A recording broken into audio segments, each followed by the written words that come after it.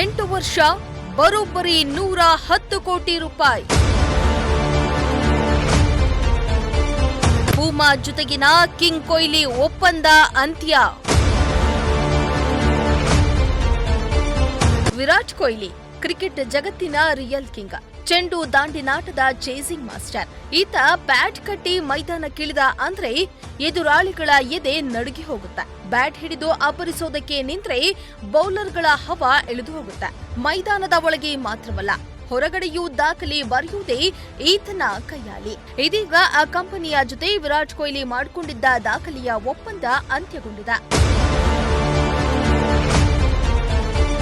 ಹೌದು, ಕ್ರಿಕೆಟ್ ದಿಗ್ಗಜ ವಿರಾಟ್ ಕೊಹ್ಲಿ ಹಾಗೂ ಕ್ರೀಡಾ ಉತ್ಪನ್ನಗಳ ಜನಪ್ರಿಯ ಬ್ರ್ಯಾಂಡ್ ಆದ ಪೂಮಾ ನಡುವಿನ ಸುದೀರ್ಘ ಅವಧಿಯ ಒಪ್ಪಂದ ಕೊನೆಗೂ ಕೊನೆಗೊಂಡಿದೆ.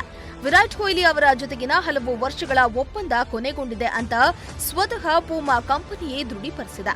ಇನ್ನು ಹಲವು ವರ್ಷಗಳ ಸಹಯೋಗ, ಅದ್ಭುತ ಪ್ರಚಾರ ಮತ್ತು ಹೊಸ ಉತ್ಪನ್ನಗಳನ್ನು ಪರಿಚಯಿಸಿದ ಈ ಒಪ್ಪಂದ ಉತ್ತಮವಾಗಿದ್ದು, ವಿರಾಟ್ ಕೊಹ್ಲಿ ಅವರ ಮುಂದಿನ ಭವಿಷ್ಯಕ್ಕೆ ಶುಭವಾಗಲಿ ಎಂದು ಹಾರೈಸಿದ್ದು, ಕ್ರೀಡಾ ಬ್ರ್ಯಾಂಡ್ ಆಗಿ ಭಾರತದಲ್ಲಿ ಮತ್ತೆ ತೊಡಗಿಸಿಕೊಳ್ಳುವುದಕ್ಕಾಗಿ ಪೂಮಾ ಕಂಪನಿ ತಿಳಿಸಿದೆ.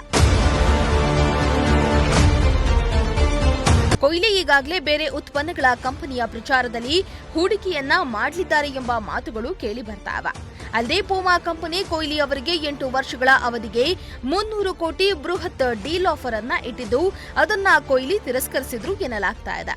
ಇನ್ನು ಡೀಲ್ ಮುಗಿತಿದ್ದಂತೆ ಕೊಹ್ಲಿ ತಮ್ಮ ಸೋಷಿಯಲ್ ಮೀಡಿಯಾ ಖಾತೆಯಿಂದ ಪೂಮಾ ಜೊತೆಗಿನ ವಿಡಿಯೋ, ಫೋಟೋಗಳನ್ನ ಡಿಲೀಟ್ ಮಾಡಿದ್ದು, ಪೂಮಾ ಜೊತೆಗಿನ ಒಪ್ಪಂದಕ್ಕೆ ಅಂತ್ಯಗೊಳಿಸಿದ್ದಾರೆ. ಅಗಿಲಿಟಾಸ್ ಎಂಬ ಹೊಸ ಬ್ರ್ಯಾಂಡ್ ಜೊತೆ ಕೈಜೋಡಿಸಲು ಮುಂದಾಗಿದ್ದು, ಈ ಸಂಬಂಧ ಮಾತುಕತೆಯನ್ನ ನಡೆಸಿದ್ದಾರೆ ಎನ್ನಲಾಗ್ತಾ ಇದೆ.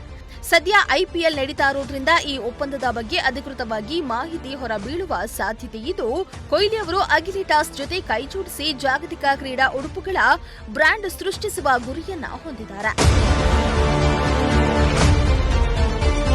ಒಟ್ನಲ್ಲಿ ಪೂಮಾ ಜೊತೆಗಿನ ಒಪ್ಪಂದದಿಂದ 8 ವರ್ಷಕ್ಕೆ 110 ಕೋಟಿ ರೂಪಾಯಿಗಳನ್ನ ಜೇಬಿಗಿಳಿಸಿಕೊಂಡಿದ್ದ ಕೊಹ್ಲಿ ಈಗ ಹೊಸ ಕಂಪನಿ ಜೊತೆ ಕೈಜೋಡಿಸಿ ಅದೆಷ್ಟು ಕಂತೆ ನೋಟನ್ನ ಏಣಿಸ್ತಾರೆ ಅನ್ನೋದನ್ನ ಕಾದ್ ನೋಡಬೇಕಾಗಿದೆ. Sushmita, news desk, Prajashakti TV.